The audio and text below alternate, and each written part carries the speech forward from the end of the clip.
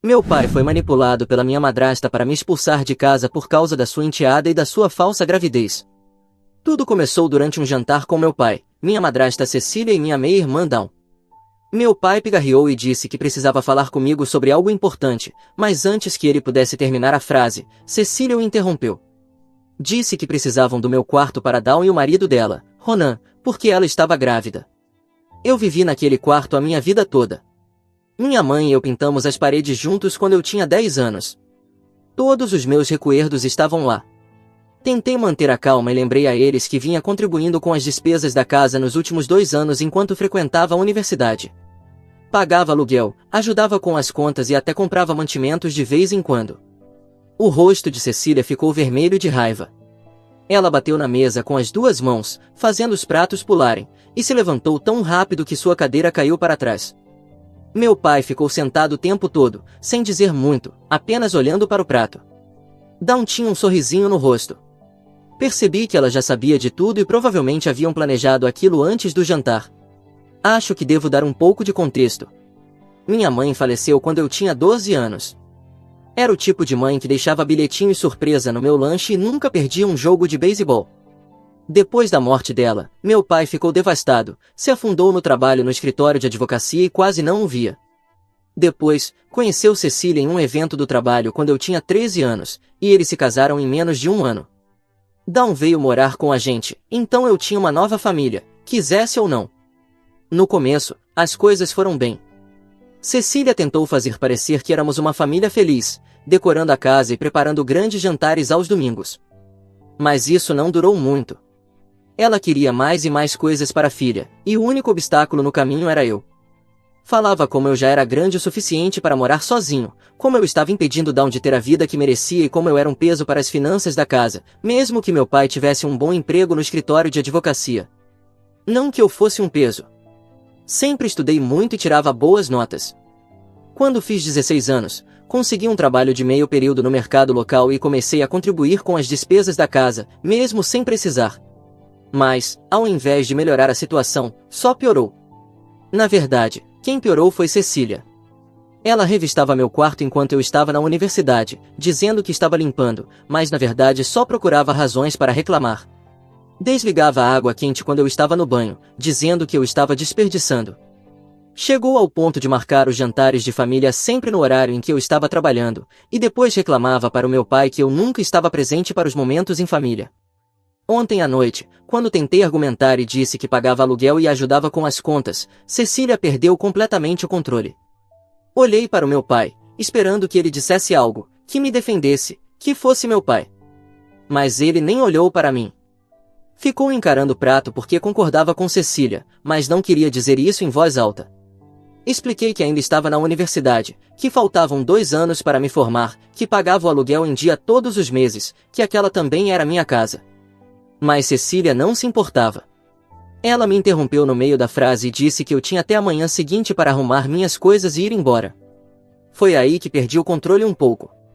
Fiquei de pé também e perguntei para onde eles achavam que eu iria no meio do semestre. Cecília disse que esse não era problema dela e que eu deveria dar um jeito. Dawn interveio, dizendo que tudo isso estava acontecendo por um motivo bom e emocionante, porque ela seria mãe e eu estava ofuscando esse momento. Ela queria meu quarto porque era maior, enquanto o dela sempre foi menor. Mas foi assim que as coisas eram quando chegaram, e eu não ia abrir mão do meu espaço por elas. Talvez isso também explique o ressentimento de Dawn e Cecília durante todos esses anos. Perguntei ao meu pai se ele estava falando sério, se eu realmente teria que encontrar outro lugar para morar.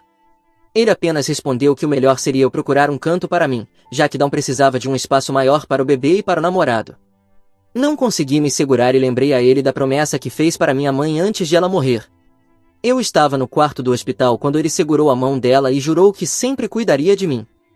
Vi que ele sentiu um pouco de culpa, mas Cecília interveio de novo, gritando que eu não deveria falar da ex-esposa do meu pai, que eu não só estava sendo mimado por não ceder o quarto, como também queria fazê-lo sentir ciúmes. Estou vivendo no meu carro desde essa manhã, estacionado atrás da biblioteca da universidade. Hoje tive que faltar às aulas para tentar resolver o que fazer. Toda a minha vida está dentro do meu Honda Civic 2008, tudo o que consegui levar. Passei horas ligando para todas as pessoas que me vieram à cabeça. A irmã da minha mãe desligou na minha cara assim que expliquei a situação. Meu tio disse que eu precisava crescer e parar de causar problemas. Meus avós falaram que eram velhos demais para lidar com dramas familiares. Ninguém quer ajudar.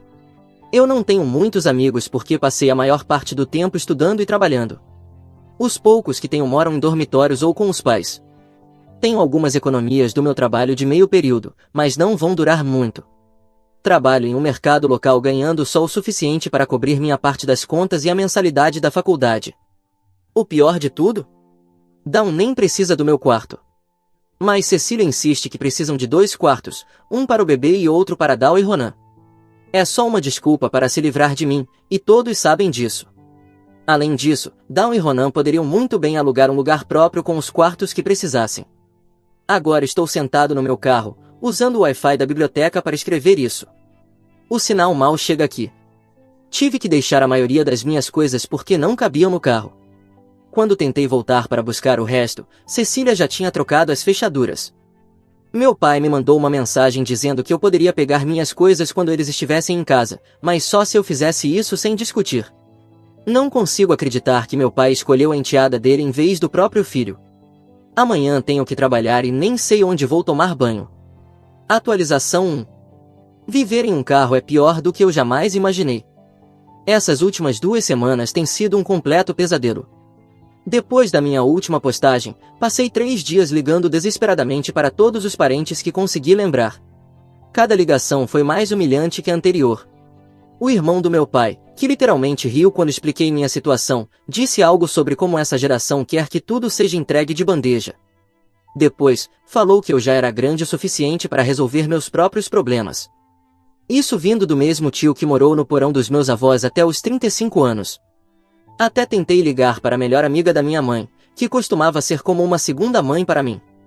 Ela me levava para tomar sorvete quando minha mãe estava doente e me deixava chorar no carro dela, onde meu pai não podia me ver.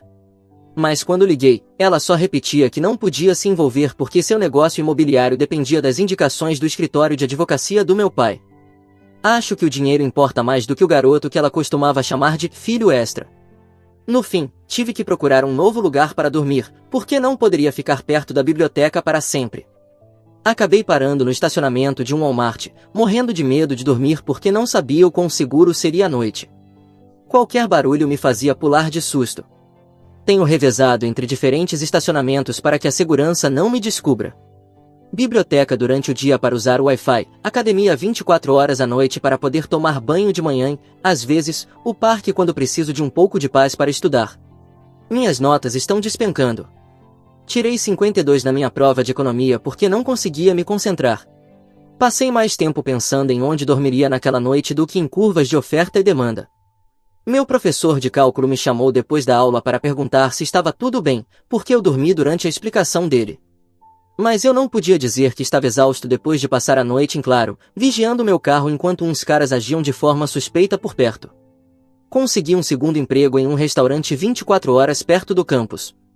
O pagamento é horrível e o gerente é um idiota, mas pelo menos podemos comer os pedidos cancelados. E eu preciso do dinheiro para juntar o depósito de um apartamento. Mas foi lá que, finalmente, aconteceu algo bom. Conheci Drake, outro garçom. Ele percebeu que eu sempre pegava turnos extras e ficava até tarde para comer as sobras da cozinha. Em uma noite tranquila, ele me perguntou minha história e acabei contando tudo. Acontece que Drake perdeu os pais em um acidente de carro no ano passado. Ele tem vivido em um pequeno trailer e trabalhando em tempo integral enquanto economiza para entrar em uma escola técnica. Quando ouviu sobre minha situação, se ofereceu para dividir o aluguel comigo, dizendo que uma ajuda com as contas seria bem-vinda. Foi a primeira coisa gentil que alguém fez por mim desde que tudo isso começou. No último fim de semana, voltei para casa para pegar o resto das minhas coisas. Foi um tipo especial de inferno. Cecília não desgrudava de mim, me seguindo para onde eu fosse, como se eu quisesse tirar algo deles a essa altura. O pior foi ver Dawn no meu antigo quarto, com quadros do Pinterest e amostras de tinta, já planejando o quarto do bebê. Ela apontava para a parede que minha mãe e eu pintamos juntos quando eu tinha 10 anos, falando sobre como queria fazer um design de nuvens. Meu pai estava em casa, mas era como se fosse um fantasma. Passou por mim como se eu fosse invisível. A senhora Shen, nossa vizinha, me parou enquanto eu carregava a última caixa no carro. Ela mora lá desde antes da minha mãe morrer e sempre me trazia sobras quando fazia dumplings. Ela me deu um pote com dumplings e o número dela, dizendo para eu ligar se precisasse de alguma coisa. Amanhã vou me mudar para o trailer de Drake. É pequeno e fica em uma área perigosa, mas qualquer coisa é melhor do que o meu carro neste momento. Tive que abandonar 2 das minhas matérias porque não consigo lidar com a carga horária completa enquanto trabalho em 2 empregos. O restaurante mal me paga o suficiente para cobrir minha metade do aluguel do trailer, e eu preciso continuar no mercado para pagar comida e gasolina. Mas não vou desistir do meu diploma, mesmo que demore mais para terminá-lo. Meu pai não me ligou uma única vez para saber se estou bem. A única comunicação que recebi deles foi uma mensagem de texto de Cecília ontem, exigindo que eu mudasse meu endereço postal porque minhas cartas da universidade estavam enchendo a caixa de correio. Ela terminou a mensagem com um emoji sorrindo. Não respondi. Atualização 2. A vida caiu em uma rotina difícil. Continuo morando com Drake no trailer dele, trabalhando nos 2 empregos e, de alguma forma, conseguindo continuar na universidade em tempo parcial. É como se eu estivesse flutuando para não afundar, mas pelo menos ainda estou na superfície. O aquecedor do trailer quebrou na semana passada e o proprietário não quer consertá-lo, então temos dormido com várias camadas de roupa. Quando penso que isso é ruim, imagino como seria dormir com esse frio dentro do carro. Drake tem me ensinado a cozinhar com ingredientes baratos. Descobri que dá para fazer muitas refeições diferentes com arroz e feijão. Mas algo aconteceu na semana passada que virou meu mundo de cabeça para baixo novamente. Eu estava repondo as prateleiras no mercado quando vi Margarete, a secretária do meu pai há 15 anos. Ela me conhece desde criança. Costumava guardar doces na gaveta para quando meu pai me levava ao escritório. Acho que tenho histórias assim com todo mundo, porque as pessoas tentavam me mimar pelo que eu passava com minha mãe. Quando me viu, Margarete fez uma cara como se tivesse visto um fantasma. Tentou sair rapidamente, praticamente correndo pelo corredor dos cereais, mas depois parou, se virou e voltou. Parecia nervosa, olhava ao redor como se tivesse medo de alguém vê-la falando comigo. E então, ela soltou uma bomba que fez tudo ficar ainda pior. Dawn não está grávida. Nunca esteve. O pior é que meu pai sabia. Ele sabia que tinham me expulsado e que nem mesmo era verdade. Eles simplesmente estavam tentando ter um bebê e me expulsaram apenas por precaução, para ter tudo pronto quando acontecesse. Senti que ia vomitar ali mesmo, no meio do meu turno. Não consegui me segurar. Mandei uma mensagem para ele na hora, perguntando como ele pôde me deixar sem casa sabendo que Dawn havia mentido. A resposta dele me fez querer gritar. Ele respondeu dizendo que não importava, porque Dawn e Ronan estavam tentando ter um bebê de qualquer forma, então ainda precisavam do espaço. Acrescentou que eu estava sendo dramático com essa história de estar sem casa, porque poderia ter encontrado um apartamento se realmente quisesse. Como se eu tivesse dinheiro para pagar o primeiro aluguel, o último e o depósito de segurança, enquanto tentava pagar a universidade, comer e ter calefação ao mesmo tempo. E nem é como se eu tivesse que pagar a mensalidade completa. Desde que nasci, minha mãe economizava dinheiro para minha educação, depositando um pouco todo mês, até mesmo quando estava doente. Esse fundo universitário deveria cobrir meus estudos. Não era suficiente para tudo, mas ajudava muito. Com meu trabalho de meio período, eu conseguia pagar o que faltava da universidade, comprar mantimentos e pagar um aluguel simbólico ao meu pai. Mas quando fui sacar o dinheiro para pagar a universidade, a conta estava vazia. Liguei para o banco e me disseram que a conta havia sido esvaziada alguns dias atrás. Meu pai, como fiduciário, tinha acesso ao dinheiro. A atendente do banco foi muito gentil quando ouviu minha história. Ela verificou os registros e me disse que meu pai transferiu todo o dinheiro para uma nova conta. Não pôde me dizer exatamente no que foi usado, mas deu a entender que, logo depois, grandes pagamentos foram feitos para lojas de móveis e um empreiteiro. Usaram o dinheiro que minha mãe, em seu leito de morte, economizou para minha educação para reformar meu antigo quarto para o falso bebê de Dawn e Ronan. Drake acha que eu deveria denunciar meu pai por uso indevido do fundo fiduciário. Ele até encontrou um escritório de assistência jurídica que poderia me ajudar. Para ser sincero, mesmo que eu vá acabar fazendo isso, essa é só mais uma coisa na longa lista de problemas que já carrego nas costas. Agora mal consigo manter os olhos abertos a maior parte dos dias. Não é que eu não vá denunciá-lo. Mas, o que mais pode acontecer comigo neste momento? Ontem fiz algo estúpido. Dirigi até minha antiga casa. Há um container de lixo enorme na entrada e veículos de construção estacionados do lado de fora. Pela janela, vi que demoliram meu antigo quarto. As paredes que minha mãe e eu pintamos juntos provavelmente estão naquele container agora. Fiquei sentado no carro por quase 1 hora, apenas olhando para a casa. Lembrando de todas as vezes que minha mãe e eu assamos biscoitos naquela cozinha ou montamos quebra-cabeças na sala. Agora nem parece mais minha casa. Hoje, o gerente do mercado me pegou chorando no depósito durante o turno. Em vez de brigar comigo, ele se sentou e ouviu minha história. Me ofereceu mais horas e me passou para o turno diurno, para que eu possa pegar mais turnos no restaurante à noite. Não é muito, mas vai ajudar. Por enquanto, estou apenas focado em sobreviver. Manter a cabeça baixa, trabalhar nos meus empregos, estudar quando consigo. Às vezes, não quero acordar porque sinto que algo novo e ruim vai acontecer. Mas se eu não continuar, ninguém fará isso por mim. Atualização 3. É estranho como a vida funciona às vezes. Nunca pensei que atualizaria esta postagem novamente, mas algo aconteceu ontem que trouxe tudo de volta. Esses últimos 7 anos foram transformadores. Me formei na universidade. Levou 5 anos em vez dos 4 que eu havia planejado, mas foi melhor do que todas as possibilidades que imaginava enquanto dormia no meu carro. Consegui um ótimo emprego e, hoje, tenho uma renda que me permite trabalhar em um único lugar. Me casei com uma garota que conheci no último ano da faculdade. Ela era barista do café onde eu costumava estudar entre os turnos de trabalho. Compramos uma casa no ano passado, algo que parecia impossível quando eu dormia no meu carro. No fim, acabei processando meu pai pouco depois da minha última atualização. Embora, na época, eu nem tivesse forças para ligar para um advogado, com o tempo consegui recuperar meu dinheiro. Isso ajudou a garantir que minha graduação não levasse 8 anos em vez de 5. Drake também está indo muito bem. Ele terminou a escola técnica e agora tem seu próprio negócio de Atibat. Foi o padrinho do meu casamento. É curioso como o pior momento da minha vida me levou a conhecer um dos meus melhores amigos. Com o tempo, descobri algumas coisas sobre minha família por meio de antigos vizinhos. Dawn finalmente engravidou, desta vez de verdade, e teve gêmeos. A senhora Shane me contou que reformaram completamente a casa, transformando o quarto de hóspedes em uma sala de jogos e meu antigo quarto no berçário. Ela também disse que meu pai envelheceu muito nesses últimos anos. Parou de cuidar do jardim e só sai de casa para trabalhar. E então, ontem, meu pai me ligou de um número desconhecido. Ele estava chorando, algo que eu só ouvi fazer no funeral da minha mãe. Entre soluços, me disse que precisava da minha ajuda.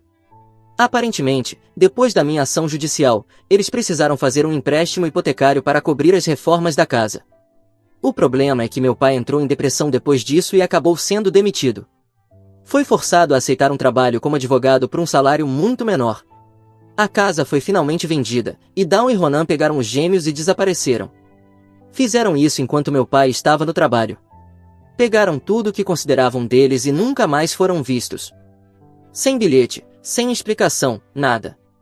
Eles esvaziaram a conta conjunta que meu pai tinha com Cecília, a mesma conta na qual meu pai havia depositado muito dinheiro ao longo dos anos. Cecília havia adicionado Dawn à conta anos atrás, supostamente para ajudar a administrar as despesas da casa. Quando Cecília percebeu o que tinha acontecido, teve um colapso total.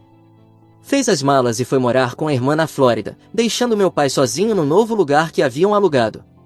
Pouco depois, meu pai teve um ataque cardíaco ao chegar na casa nova. Foi encontrado por um vizinho, que chamou a ambulância. Agora, ele está no hospital, morando em um lugar alugado, sem economias e sem dinheiro para pagar as contas médicas. Ele não parava de se desculpar entre lágrimas, dizendo que nunca deveria ter escolhido eles em vez de mim. Que falhou como pai. Que lamenta tudo. Me disse o quanto estava orgulhoso ao ouvir sobre meu sucesso por meio de velhos amigos. Contou que, às vezes, passava de carro pela minha casa, só para ver como eu estava, mas nunca teve coragem de bater na porta. E então, ele me pediu se poderia ficar comigo enquanto se recupera. Disse que eu era sua única esperança. A ironia de que agora ele é o sem-teto não me escapa. Parte de mim queria dizer exatamente como me sinto. E eu disse. Falei que ele podia arranjar vários empregos, amadurecer e dormir no carro para economizar gastos. Podem me chamar de vingativo, mas eu não devo nada àquela pessoa no hospital. Há 7 anos, eu era o desesperado por ajuda, e ele me deu as costas. Agora, ele está na mesma posição, pedindo a mesma compaixão que me negou.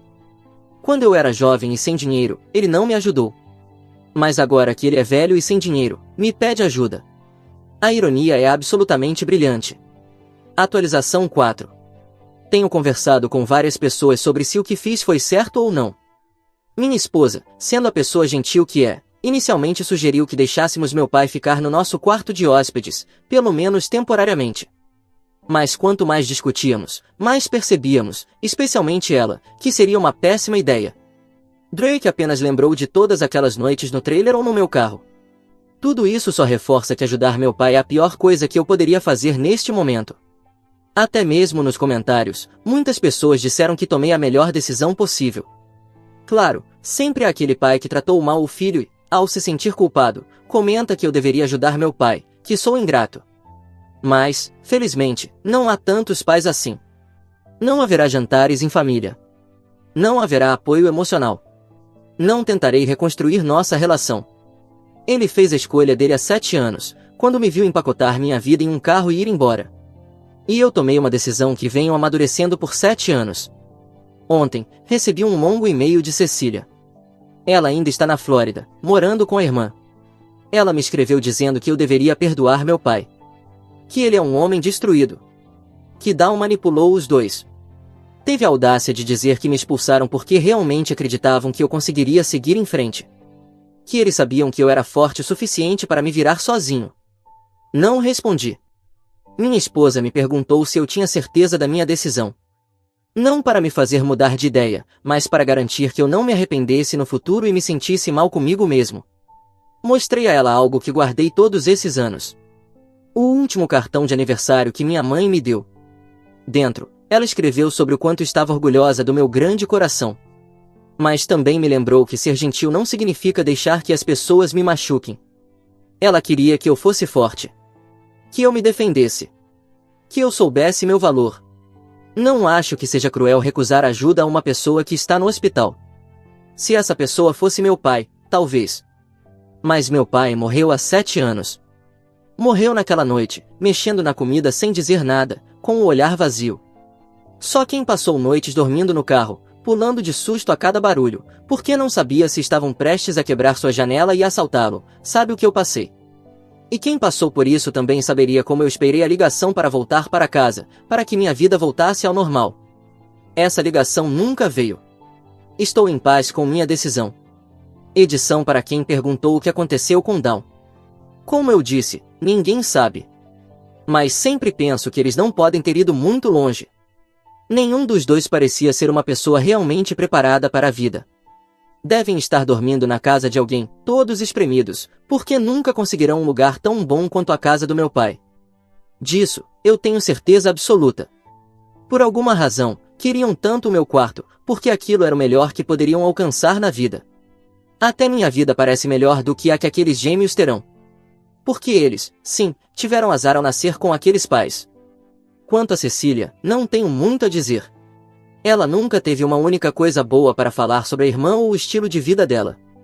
E, pelo jeito que falava mal, tenho certeza de que a casa da irmã dela é pior do que o trailer que dividi com Drake por tanto tempo.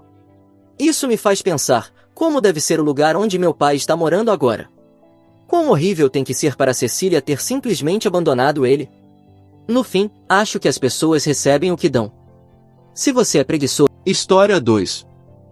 Mamãe disse que essas férias eram apenas para a família, sem mim. Eu ri e disse ok.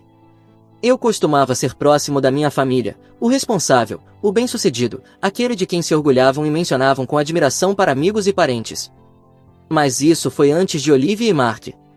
No ano passado, comprei um apartamento como investimento. Estava em uma ótima localização, perfeito para alugar. Por coincidência, naquela mesma época, minha irmã Olivia e seu marido, Mark, enfrentaram problemas financeiros. Meus pais estavam preocupados, Olivia estava estressada e o jogo de culpas era implacável. Eles tinham um filho, Kelvin. Deixe-os ficar um tempo, minha mãe implorou. Família ajuda família. Cedi e os deixei ficar lá de graça, sem aluguel, sem contas, sem nada, apenas até se reerguerem. O combinado era 3 meses. 3 meses se passaram, depois 4, depois 5. Sempre que eu tocava no assunto, havia uma nova desculpa. Mark ainda estava procurando um emprego estável, a creche era cara, precisavam de mais tempo. No 6º mês, minha paciência se esgotou. Disse que era hora de sair e dei mais 2 semanas para encontrar em outro lugar. Quando o prazo acabou, avisei que iria trocar as fechaduras. Foi aí que tudo desmoronou. Mamãe me chamou de egoísta, meu pai disse que eu estava agindo como um senhorio sem coração, Olivia chorou, Mark se comportou como se eu estivesse jogando meu próprio sobrinho na rua. De repente, eu não era mais o irmão generoso que lhes deu meio ano de moradia gratuita, mas sim o vilão que ousou dizer basta. Depois disso, fui afastado. O grupo da família ficou em silêncio quando eu mandava mensagens, deixei de ser convidado para os jantares de domingo, e, quando planejaram uma grande viagem em família, nem sequer fingiram que eu estava incluído. Mamãe me olhou nos olhos e disse, essas férias são só para a família, sem você. Foi nesse momento que percebi que eu não fazia mais parte daquela família. Eles partiram e eu segui minha vida. Então, exatamente um mês depois, meu telefone começou a tocar. Primeiro minha mãe, depois meu pai, depois Olivia, repetidamente, sem parar. Ignorei as primeiras ligações achando que fosse um engano, até que vi uma mensagem de Olivia, Kelvin, por favor, atenda, precisamos da sua ajuda. Fiquei olhando para a tela, debatendo se deveria atender ou não, mas antes que pudesse decidir, ouvi batidas na porta. Ao abrir, vi meu pai parado ali, mais exausto do que jamais o tinha visto. Seu rosto estava pálido, a camisa amassada. Mamãe estava atrás dele, agarrada à bolsa como se fosse a única coisa que a mantinha de pé. Olivia estava mais afastada, segurando o filho junto ao corpo, com a expressão de quem não dormia há dias. Meu pai suspirou profundamente e disse, Kelvin, precisamos da sua ajuda. Soltei uma risada curta e balancei a cabeça. É claro que precisam. Mas aquilo era apenas o começo. Não me movi para deixá-los entrar, apenas fiquei parado, observando o desconforto deles diante da minha porta. Há um mês, eu não era suficiente para fazer parte das férias em família. Agora, ali estavam eles, parecendo ter visto um fantasma. O que aconteceu? Perguntei, cruzando os braços. Mamãe abriu a boca para responder, mas Olivia se adiantou, perdemos tudo. Levantei uma sobrancelha. Tudo. Meu pai suspirou. Houve um incêndio. Isso chamou minha atenção. Enquanto estavam de férias, um cabo defeituoso na casa alugada de Olivia e Mark causou um incêndio, destruindo tudo. Eles não estavam lá no momento, mas quando voltaram, não havia mais nada. Roupas, móveis, documentos, passaportes, tudo havia sumido. Para piorar, o seguro dos inquilinos havia expirado no mês anterior e nunca foi renovado. Falei devagar, então vocês estão sem casa. Meu pai fechou os olhos por um momento, como se sentisse o peso daquelas palavras, e Olivia apenas assentiu. Estamos em um motel, mas é muito caro. Precisamos de um lugar para ficar, só por um tempo. A ironia era inacreditável. Algumas semanas atrás, eu não era nem bom o suficiente para ser convidado para um jantar em família, e agora precisavam de um teto sobre suas cabeças. Olhei ao redor e percebi que Mark não estava ali. Onde está seu marido? Perguntei a Olivia. Seu rosto ficou sombrio. Foi embora. Pisquei, surpreso. O que quer dizer com foi embora? Depois do incêndio, ele não suportou a pressão. Disse que precisava de um tempo, pegou uma mala e partiu. Não tive mais notícias desde então. Aquilo, eu definitivamente não esperava. Olhei para meus pais. E a casa de vocês? O rosto de mamãe se contraiu. O porão inundou enquanto estavam fora. Um cano estourou, e quando voltaram, a casa estava tomada pela água. Os danos causados pelo mofo eram graves, e o seguro estava demorando semanas para processar o pedido. Eles não podiam mais morar lá. Jesus! Um incêndio, uma enchente e um marido desaparecido. Estava começando a parecer uma história bíblica. Meu pai suspirou. Kelvin, não temos para onde ir. Me encostei no batente da porta. Um mês atrás, eu nem teria considerado ajudá-los. Mas agora, olhando para eles, cansados, desesperados, senti algo que não sentia há muito tempo: poder. Pela primeira vez, eu estava no controle da situação. Deixei-os parados ali por um longo tempo antes de finalmente falar. Tudo bem, vocês podem ficar. Mamãe soltou um suspiro de alívio. Olivia parecia prestes a chorar. Mas antes que pudessem agradecer, continuei. Tem regras. O alívio sumiu de seus rostos. Vocês têm 1 mês. Sem prorrogações. E devem seguir as minhas regras. Se não gostarem, encontrem outro lugar. Eles assentiram, exaustos demais para discutir. Dei um passo para o lado. Bem-vindos de volta. Enquanto entravam, eu não fazia ideia de que aquilo era apenas o começo do caos. No início, comportavam-se da melhor forma possível. Quietos, educados, quase gratos demais. Olivia repetia sem parar, obrigada, Kelvin. Eu juro, é só por 1 mês. Meu pai até tentou puxar conversa durante o café da manhã, como se nada tivesse acontecido. Mas eu sabia que aquilo não ia durar. As rachaduras começaram a aparecer no terceiro dia. Pequenas coisas, no início. Pratos sujos deixados na pia. Olivia usando meu shampoo caro como se fosse uma amostra grátis de hotel. Mamãe reorganizando minha cozinha porque não conseguia encontrar nada. No fim da primeira semana, entrei na minha sala e parei imediatamente. Meu sofá havia sumido. No lugar dele, estava o velho sofá deles, afundado e gasto, o mesmo que eu odiava sentar quando era criança porque cheirava poeira e arrependimento. Virei-me para Olivia, que dobrava a minha roupa. Onde diabos está o meu sofá? Ela mal ergueu o olhar. Ah, papai e eu o colocamos na garagem. O nosso é mais confortável. Fitei-a incrédulo. Mais confortável para quem? Finalmente, ela olhou para mim, piscando como se eu estivesse sendo irracional. Para nós. Massageei as têmporas. Vocês vão ficar aqui por 1 mês. Por que estão agindo como se fossem os donos da casa? Ela suspirou e colocou uma camisa sobre a pilha de roupas dobradas. Kelvin, só estamos tentando fazer com que pareça mais um lar, certo? Exceto que não é a casa de vocês. É a minha. Mamãe colocou a cabeça para dentro do cômodo. Ah, querido, não faça drama por isso. Ignorei onde está o meu sofá. Meu pai entrou, secando as mãos em um pano. Relaxa, está na garagem. Não jogamos fora. Marchando até a garagem, lá estava ele, enfiado desajeitadamente entre caixas de armazenamento e um cortador de grama. Naquela noite, pela primeira vez, tranquei a porta do meu quarto, e então as coisas pioraram. Por volta da meia-noite, ouvi vozes na cozinha. Levantei-me, ainda grogue de sono, e encontrei meu pai e Olivia cochichando no canto. Pararam assim que me viram. Algo errado? Perguntei, meu pai forçou um sorriso. Só estamos conversando. Notei que Olivia segurava minhas chaves do carro. Pisquei. Por que você tem as minhas chaves? Ela hesitou. Olha, eu ia te pedir, mas não queria te acordar. Pedir o quê? Ela suspirou. Se eu podia pegar emprestado seu carro, fiquei encarando-a, para quê? Ela hesitou de novo. Foi quando percebi que estava mentindo ponto para buscar umas coisas no depósito, algo não estava certo. À meia-noite? Ela apertou as chaves na mão. Kelvin, achei que você não se importaria, me dê as minhas chaves. Ela suspirou dramaticamente e as entregou. Voltei para o quarto, tranquei a porta e algo me disse para conferir o porta-luvas pela manhã. Quando fiz isso, minha cópia extra do cartão de crédito tinha sumido. Verifiquei minha conta. $200 gastos em um posto de gasolina algumas horas antes. Voltei para casa furioso. Olivia, ela estava sentada no sofá errado, comendo meu cereal.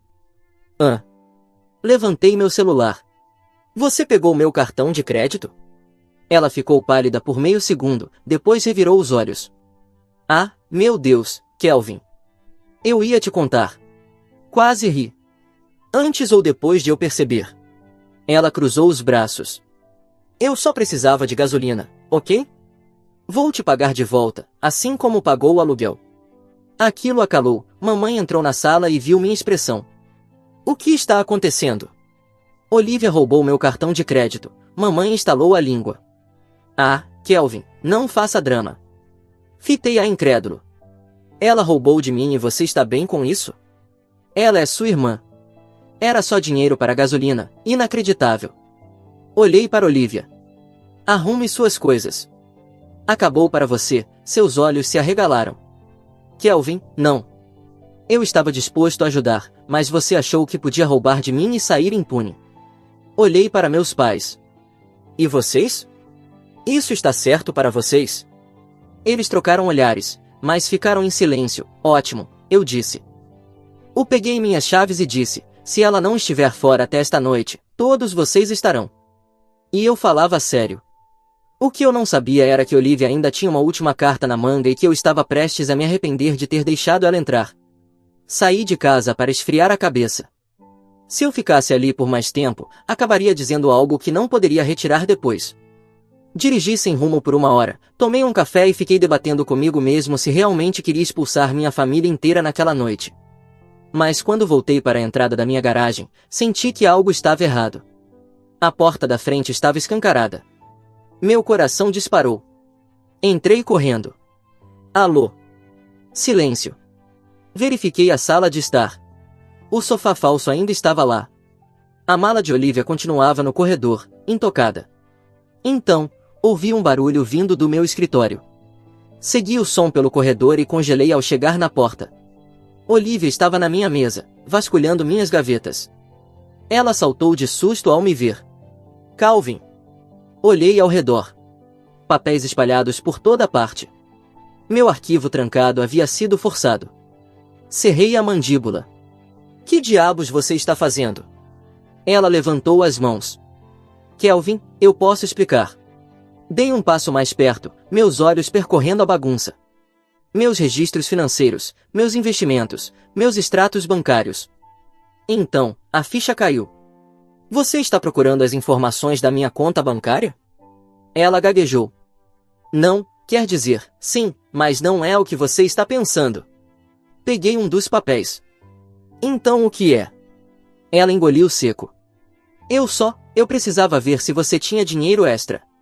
Eu não conseguia acreditar no que estava ouvindo. Dinheiro extra para quê? Ela respirou fundo. Kelvin, escuta.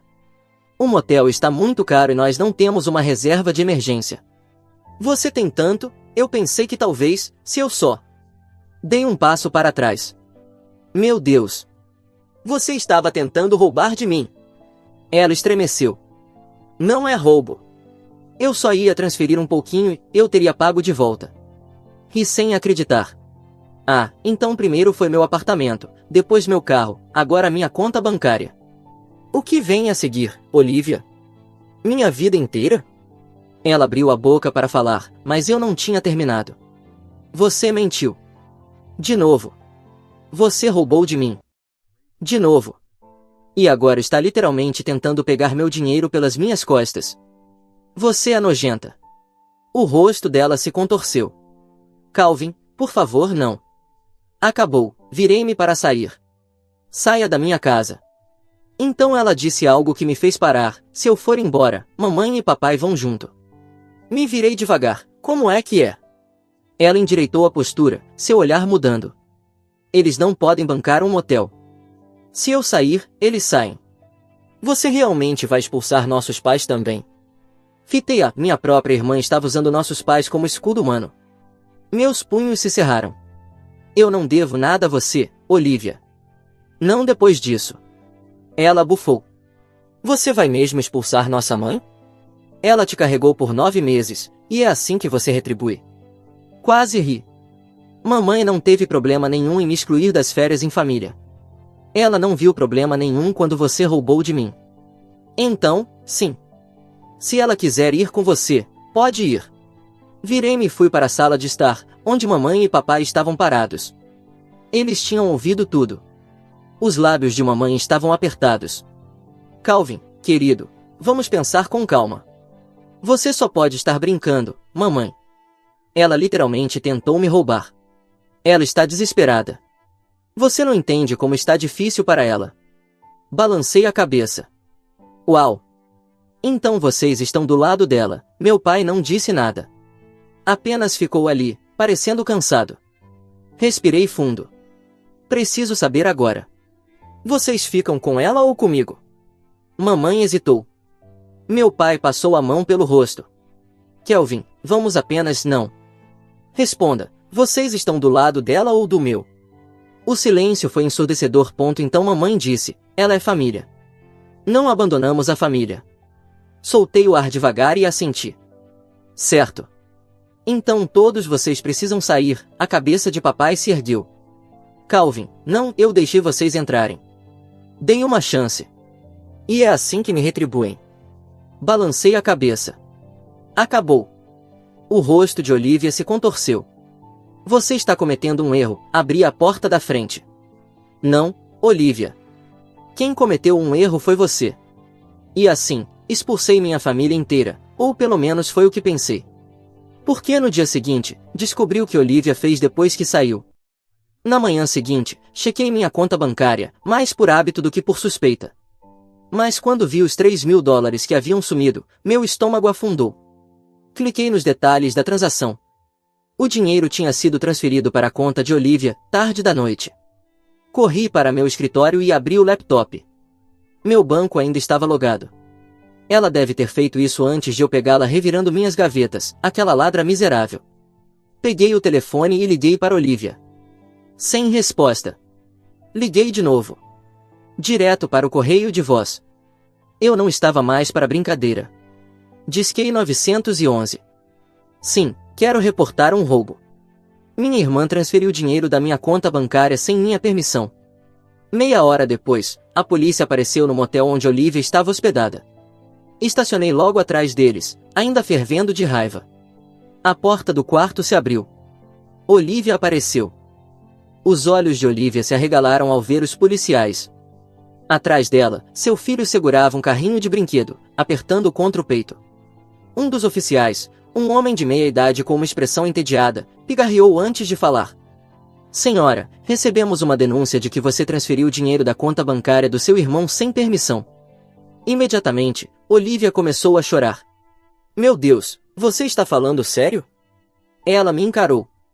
Kelvin, o que há de errado com você? Dei um passo à frente.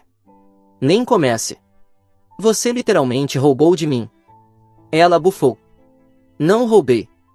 Peguei meu telefone e mostrei a ela a transação. $3.000 enviados da minha conta para a sua. Eu não enviei. Faça as contas. Um dos policiais assentiu. Senhora, tem algo a dizer sobre isso? O rosto de Olivia se contorceu, então ela soltou uma risada. Ah, por favor, era só uma brincadeira. Pisquei. Uma brincadeira? Ela cruzou os braços. Sim, eu ia devolver. Só estava brincando com ele, e ele chamou a polícia. Eu estava tão furioso que mal conseguia falar. Essa é a sua desculpa? Era uma brincadeira? Um dos policiais olhou para ela. Você sabe que isso é um crime, certo? Ela suspirou dramaticamente. Eu literalmente já devolvi o dinheiro. Pode verificar a conta dele. Atualizei meu aplicativo bancário. De fato, os $3.000 estavam de volta. Cerrei a mandíbula. Isso não muda o fato de que ela roubou em primeiro lugar. Os policiais trocaram olhares. Eu os observei com atenção, e uma sensação ruim começou a se espalhar dentro de mim. Vocês vão levá-la para a delegacia, certo? O policial entediado coçou a cabeça. Olha, cara. Ela é uma mãe recente. Foi um erro estúpido. Ela devolveu o dinheiro. Não precisamos transformar isso em algo maior do que precisa ser. Minha mandíbula quase caiu. Você só pode estar brincando. O outro oficial deu de ombros. Não estou dizendo que foi certo, mas você já recuperou o dinheiro. Sem prejuízo, sem falta. Quase ri de incredulidade. Então, se eu roubar $3.000, mas devolver depois de ser pego, está tudo bem. Eles não responderam. Apontei para Olivia, que agora estava de braços cruzados, um sorriso satisfeito no rosto. Se fosse o contrário, se eu tivesse roubado dela, vocês diriam a mesma coisa? Nenhum deles me encarou, respirei fundo. Inacreditável, virei-me para Olivia. Você é patética. Ela apenas sorriu docemente. Obrigada pela visita, maninho, eu queria gritar. Mas, em vez disso, olhei para os policiais. Valeu por nada. Então, entrei no carro e fui embora. Naquela noite, depois que os policiais deixaram Olivia sair impune, tomei uma decisão. Eu tinha terminado. Sem mais ajuda. Sem mais favores. Sem mais ser o plano reserva dela. Bloqueei o número de Olivia primeiro. Depois, o de mamãe. E, por fim, o de papai. Eu até apaguei o grupo da família de uma vez por todas. Se eles queriam me excluir de suas vidas, eu tornaria isso fácil. E, pela primeira vez em anos, minha vida ficou tranquila. Sem ligações repentinas implorando por dinheiro, sem chantagens emocionais, sem Olivia rondando e tentando pegar o que não era dela. Eu finalmente podia respirar. E então, decidi fazer algo por mim. Um mês depois, reservei uma viagem para o Havaí. Resort 5 estrelas, vista para o oceano, passeios particulares, toda a experiência de luxo que eu merecia. Mas, em vez de convidar meus pais ou Olivia, chamei meus primos Matt, Raquel e Jake, o lado da família que realmente me valorizava. Passamos uma semana surfando, bebendo coquetéis à beira da piscina e rindo até nossas barrigas doerem. E, claro, fiz questão de registrar tudo. Mas quando achei que já tinha superado toda a situação, tive uma pequena ideia. Só uma ideia insignificante. Peguei o celular, abri o antigo grupo da família, aquele onde me ignoravam há meses, e enviei uma foto. Eu, na praia, segurando um coquetel, de óculos escuros e um sorriso de orelha a orelha, me divertindo no Havaí. Espero que todos estejam bem. Emoji de palmeira. Drink tropical. Apertei enviar e joguei o celular de lado. 5 minutos depois, ele começou a explodir de notificações. Mamãe, sério, Kelvin. Olivia, você só pode estar brincando. Papai, divirta-se. Sorri, me espreguicei na espreguiçadeira e mandei outra foto. Dessa vez, era eu e meus primos em um restaurante chique à beira-mar, brindando com taças erguidas. Um brinde à família. Emoji de garrafa estourando. Atualizei o chat. Nenhuma resposta. Olhei de novo uma hora depois. Mamãe e Olivia tinham me bloqueado. Ri tanto que quase caí da cadeira. Jake, meu primo, se inclinou na minha direção. O que foi tão engraçado? Nada, respondi com um sorriso. Apenas a última palavra. E não pensei mais nela pelo resto da viagem. Quando voltei para casa, não a desbloqueei, não procurei ninguém. E sabe de uma coisa? Eles também nunca me procuraram. Acontece que, quando você deixa de ser útil para pessoas que só sabem tirar, elas simplesmente desaparecem. E honestamente, eu nunca estive tão feliz.